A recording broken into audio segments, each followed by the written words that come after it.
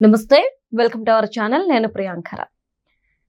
చంద్రబాబు నాయుడు గారు గుజరాత్ మోడల్లో ఇక్కడ కూడా డెవలప్ చేయాలి అని కొన్ని పద్ధతులు, విధానాలు ఏవైతే ఉన్నాయో, కొన్ని నిర్ణయాలు అవి కూడా ఇక్కడ ఆంధ్రప్రదేశ్లో అమలు చేయాలి అని చెప్పేసి ఆయన భావిస్తున్నారు. అయితే ఈ నిర్ణయం దేనికి సంబంధించింది అనే ఒక క్వశ్చన్ మార్క్ ఉంటే, ఎందుకు గుజరాత్ మోడల్లోనే ఏపీని కూడా అభివృద్ధి చెయ్యాలి, ఆ నిర్ణయాల్ని ఇక్కడ అమలు చేయాలి అని అనుకుంటున్నారు అనేది ఇక్కడ పెద్ద క్వశ్చన్ మార్క్. ఎందుకంటే గుజరాత్ అనగానే ఒకప్పుడు ఎలా ఉండేది అనేది చాలా మందికి తెలుసు. ఇప్పుడు ఏపీ ఆ స్థాయిలో లేకపోయినప్పటికీ కూడా కొన్ని పద్ధతులు తీసుకొస్తున్నారంటేనే అర్థం కావట్లేదు ఎవరికి. సో దీని గురించి డిస్కస్ చేద్దాం. మనతో మాట్లాడడానికి సీనియర్ జర్నలిస్ట్ సిఎస్ రావు గారు ఉన్నారు. ఆయన అడిగి తెలుసుకుందాం. నమస్కారం సార్. నమస్తే సార్. అంటే చంద్రబాబు నాయుడు గారు ఎందుకు గుజరాత్ మోడల్లోనే ఏపీలో కూడా కొన్ని నిర్ణయాలు స్ట్రిక్ట్ గా తీసుకోవాలి, అలానే కొన్ని పథకాలు ఇక్కడ అమలు చేయాలి అని చెప్పేసి ఆలోచిస్తున్నారు? అండ్ దేని మీద ముఖ్యంగా ఇది? చంద్రబాబు నాయుడు గారు గుజరాత్ లో ఏం జరిగిందో ఆ తరహా నిర్ణయాలు, ఆ పథకాలను అమలు చేయటం కాదు. గుజరాత్ లాగా డెవలప్ కావాలంటే ఆంధ్రప్రదేశ్ ప్రజలు ఏం చేయాలి అనే దాని మీద ఆయన ఎక్స్ప్లెయిన్ చేశారు. ఏ సందర్భంగా ఎక్స్ప్లెయిన్ చేశారని అంటే, ఎన్డీఏకి సంబంధించినటువంటి ఎమ్మెల్యేలతోటి సమావేశం పెట్టారు. అంటే జనసేన, బీజేపీ, తెలుగుదేశం పార్టీ ఎమ్మెల్యేలతో సమావేశం పెట్టారు. ఆ సమావేశంలో పవన్ కళ్యాణ్ గారు ఉన్నారు, అలాగే విష్ణుకుమార్ రాజు గారు బీజేపీ వైపు నుంచి ఉన్నారు, చంద్రబాబు నాయుడు గారు, వీళ్ళందరూ కలిసి మీటింగ్ పెట్టారు. మీటింగ్ పెట్టి మనం ఎలా ముందుకు వెళ్ళాలి, కూటమి కలిసి ఇప్పుడు వరకు నడిచింది ఆల్మోస్ట్ 20 నెలల పాటు కూటమి ఎక్కడా కూడా పొరపచ్చాలు లేకుండా నడిచింది. మరొక 15 సంవత్సరాల పాటు ఇదే విధంగా కూటమి నడవాలి. అంతేకాదు, గుజరాత్లో వరుసగా 5 సార్లు బీజేపీని అక్కడున్నటువంటి ప్రజలు అధికారంలోకి తీసుకొచ్చారు. ఆ కారణం చేత ఇవాళ భారతదేశంలో ఏ రాష్ట్రంలో జరగనటువంటి అభివృద్ధి అక్కడ జరగడానికి కారణమైంది. భూకంపంతో అతలాకుతలం అయినటువంటి గుజరాత్ ఇమీడియట్గా కోలుకుంది. యాక్చువల్గా అప్పుడు భూకంపం వచ్చింది, మొత్తం అసలు వాషౌట్ అయిపోయింది. అలాంటి గుజరాత్ని ఇమీడియట్గా రికవరీ చేయగలిగారు, అభివృద్ధి మార్గాన తీసుకెళ్ళగలిగారు. దానికి కారణం ఏంది? 3 సార్లు నరేంద్ర మోడీ గారు వరుసగా ముఖ్యమంత్రి అయ్యారు. ఆ తర్వాత 2 సార్లు బీజేపీకి సంబంధించినటువంటి వాళ్ళే ముఖ్యమంత్రులు అయ్యారు. అంటే 5 సార్లు గుజరాత్ ప్రజలు బీజేపీకి వరుసగా అధికారాన్ని ఇచ్చారు. ఆ కారణం చేత అక్కడ అభివృద్ధి అనేది సాధ్యమైంది. ఈ విషయాన్ని ఆంధ్రప్రదేశ్ ప్రజలకి తెలియజేయాలి. ఆంధ్రప్రదేశ్ ప్రజలు కూడా వరుసగా కూటమిని గెలిపిస్తే 2047 ఏదైతే ఉందో దాన్ని రీచ్ కాగలం, 2047 విజన్ని. అలా కాకుండా 2019లో ఏదైతే జరిగిందో మిస్ఫైర్, అలాంటి మిస్ఫైర్ జరిగితే ఆంధ్రప్రదేశ్ మళ్ళా వెనక్కి పోవాల్సి వస్తుంది. కాబట్టి అలాంటి అవకాశం ఇవ్వకూడదు ప్రజలు. అలాగే ప్రజలు ఇవ్వకుండా మనం వాళ్ళని గైడ్ చేయాలి అనేటువంటి ఒక డైరెక్షన్ ఇస్తూ, ఇప్పుడు ఉన్నటువంటి ఎమ్మెల్యేల్లో 40 మంది పర్ఫార్మెన్స్ బాగలేదు. ఈ 40 మందికి గతంలో అనేకసార్లు చెప్పాను, ఈ 40 మంది ఎమ్మెల్యేలు పనితీరు మార్చుకోవాలి. పనితీరు మార్చుకోకపోతే మేమే మార్చుకోవాల్సి వస్తుంది, మేమే మార్చాల్సి వస్తుంది.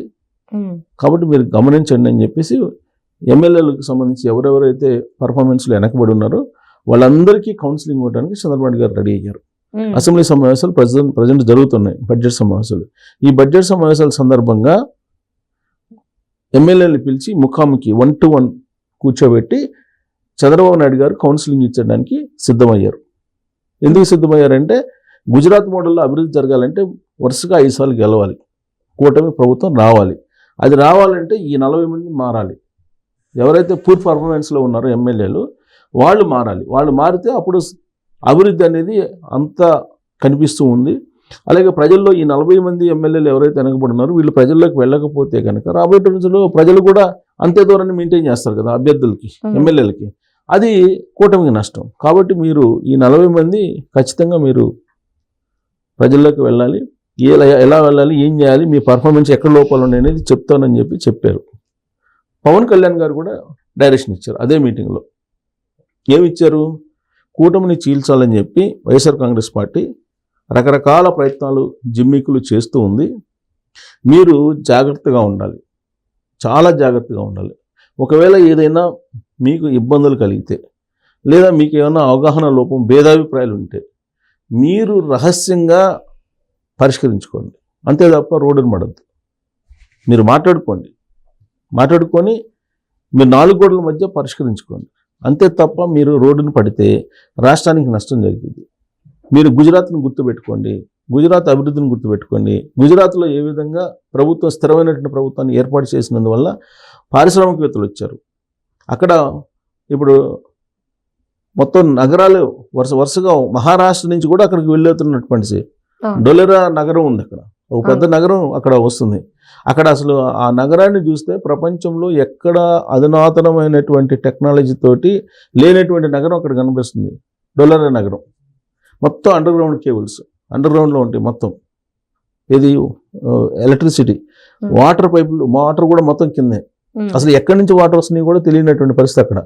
అలాంటి అధునాతనమైన టెక్నాలజీ తోటి ఆ నగరాన్ని నిర్మిస్తున్నారు. దానికి కారణం ఏంటి? వరుసగా బీజేపీ ప్రభుత్వం అక్కడ రావడం, అక్కడ ఉండే ప్రజలు బీజేపీ ప్రభుత్వాన్ని ఆదరించడం. అలాగే ఇక్కడ కూటమి ప్రభుత్వాన్ని కూడా ఆదరించాలని అంటే ప్రజలు ఊరికి ఆదరించుకుంటే ఆదరించరు. మనం పర్ఫార్మెన్స్ ఇవ్వాలి, మన పర్ఫార్మెన్స్ చూపించాలి వాళ్ళకి. ప్లస్ మనం చేసిన దాన్ని వాళ్ళకి అర్థమయ్యేటట్టు చెప్పాలి. ఆ బాధ్యత కూడా ఎమ్మెల్యేలు తీసుకోవాలి. క్వాంటమ్ టెక్నాలజీ వస్తుంది, దీని గురించి మీరు ఏమైనా ప్రజల మధ్యలో తీసుకెళ్లారా? క్వాంటమ్ టెక్నాలజీ మారుమూల గ్రామంలో ఉండేటువంటి ఒక రైతు కూలీకో అర్థమవుతుందా? కాదు. అర్థమయ్యేటట్టు మీరు చెప్పాలి. ఇదేదో చదువుకున్న వాళ్ళకి పరిమితము క్వాంటమ్ టెక్నాలజీ అని చెప్పి అనుకోవడానికి లేదు. అలాగే ఏఐ డేటా సెంటర్ వస్తుంది. ఈ డేటా సెంటర్ కారణంగా మాకే వచ్చిందని చెప్పి రైతు కూలీ అనుకునే అవకాశం ఉంది. కాదు, అది మనకు ఉపయోగపడుతుంది, వ్యవసాయంలో ఉపయోగపడుతుంది అనేది తెలియజెప్పాల్సిన బాధ్యత ఉంది. అలాగే వాట్సాప్ ద్వారా 1000 పైగా సేవలు అందిస్తున్నాం.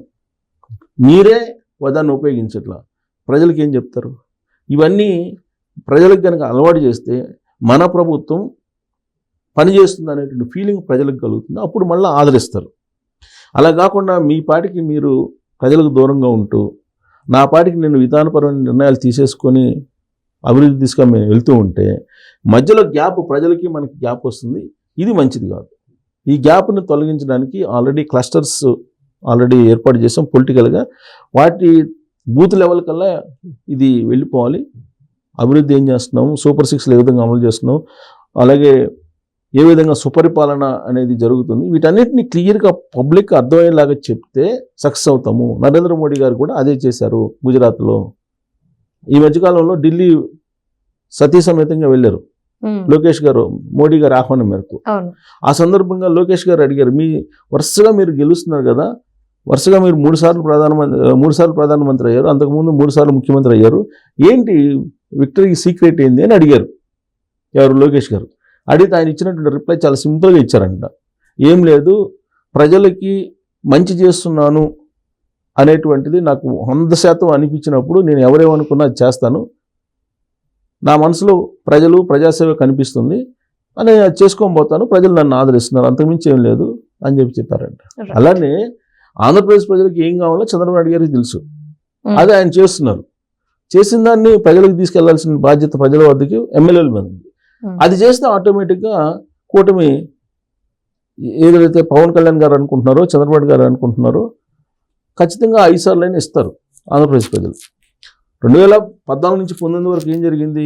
చంద్రబాబు నాయుడు గారు చేసినటువంటి పరిపాలన ఏదైతే ఉందో దాన్ని మిస్లీడ్ చేశారు. ఎవరు? ప్రత్యర్థులు.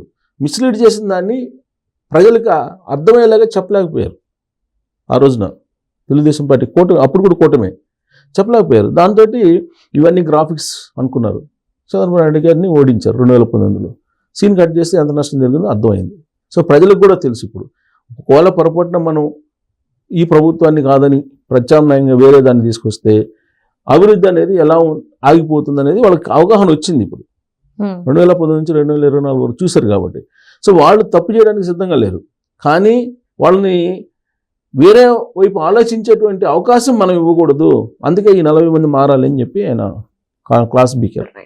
Right. Thank you so much sir.